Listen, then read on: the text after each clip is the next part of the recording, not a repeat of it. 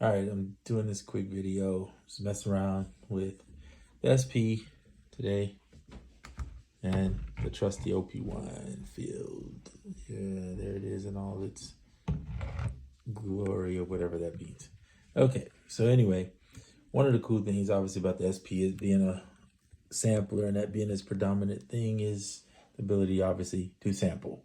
So I sampled in, or I made a drum kit where I have like a lot of R&B stuff that I use in the OP-1.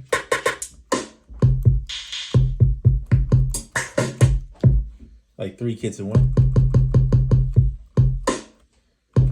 So I sampled 3 of those, a kick, snare, and hat. And then played some chords. Oops, didn't mean to do that. Let's go here, here. Play some chords using, oh shoot, I don't remember what I used. Oh, I used Dimensions, Mellow. Right?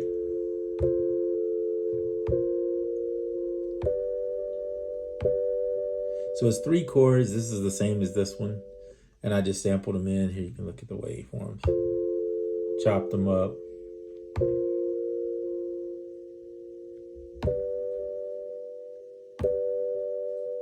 Pretty simple. Then I put them all in a mute group. Shift pad 8. Well, you got X out there so you can see it. Shift pad 8. There they are in the mute group, right?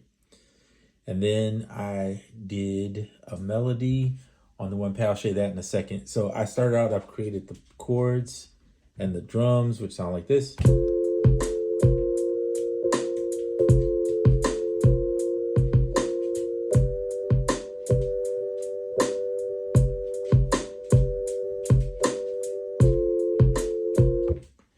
You hear little footsteps. That is my dog who decided she would join us for a second here. I think she's looking for something. I don't know what that is. But anyway, back to this.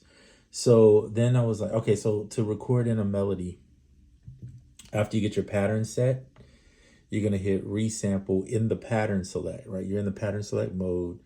Hit the resample button. And you notice if you do resample, it takes you to the main pads that's not in the patterns, right? So you're not you're resampling the pattern technically. But in order to not sample the pattern and what you play in, you hit the record setting and you change it from mix, it'll usually say mix, to external, or I think that's external in, EXT in, right? And when you set it for that and you select the pad you want to record to, it will only record what you play into that pad, right? It's recording the external source into it, not the actual pad, but it gives you the pad, or plays the, there she is barking, plays the pad so that you can hear what's going on. So that's pretty much it. And then I added that part in, which sounds like this.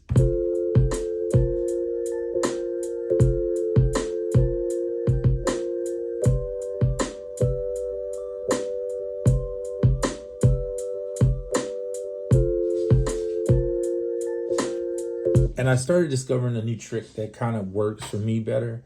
So when I first started recording with the SP, I was recording in 16th notes, which is what I would do in a DAW. And sure, if you're going to record some, boy, this dog is feeling it today. If you're going to record like some hi-hats and you want it to be a little more loose, sometimes I'll do that. But if you're recording in, let's say like the chords or something like that, and you want it to be really on time, or you're recording in a loop that you want to be on time, I've learned that if you set it for like 1/4, it'll hit the first note on time pretty much all the time. The other option is use the pattern sequencer and just place it on the 1, if that's what you want to do to make your stuff spot on.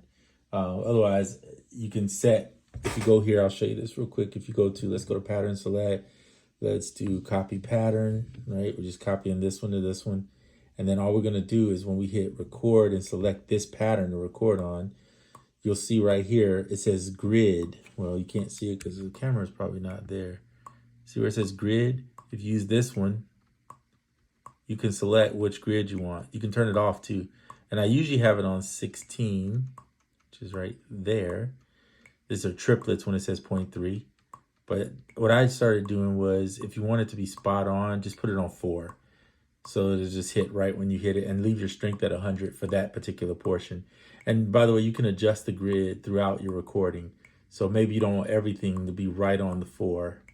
You might want it to be on the 16th on the hats, and maybe you want the snares to be on the 8th and the kicks to be off completely, and just go without a grid, or turn the strength completely off. Whatever you want to do, that's your choice. I'm just showing you. Those are the options that you have. I don't need this pattern anymore. I just was doing it to show you. And there you have it. So that's the pattern. And I could just keep building from there and adding more to it. Or the other option is record into Ableton or into the computer. But let's say you just want to use hardware that day. You don't feel like turning on the computer. Then this is a good option for you to start with. And then, of course, you don't have to have OP-1. You can use whatever. Just make sure.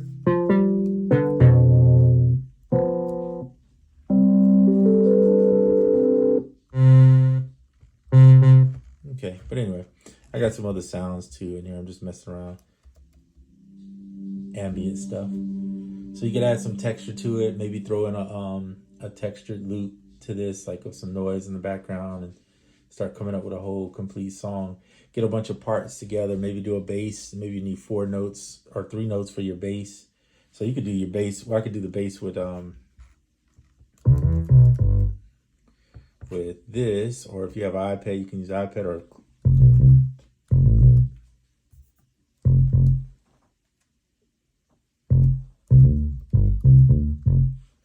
so whatever you want to do. But anyway, just showing you some options that you can do with this. I'm hoping that Roland will do an update soon. They could fix a few things to make it even better, like mostly with the timing on this thing, because man, unless I'm just that bad. I mean, I'm pretty bad, but the timing is one of the most challenging things with the SP, is that it does not forgive. Like if you make a mistake, it's gonna be noticeable. And sometimes that's okay, and sometimes it's not. So, but you got to figure out what works for you.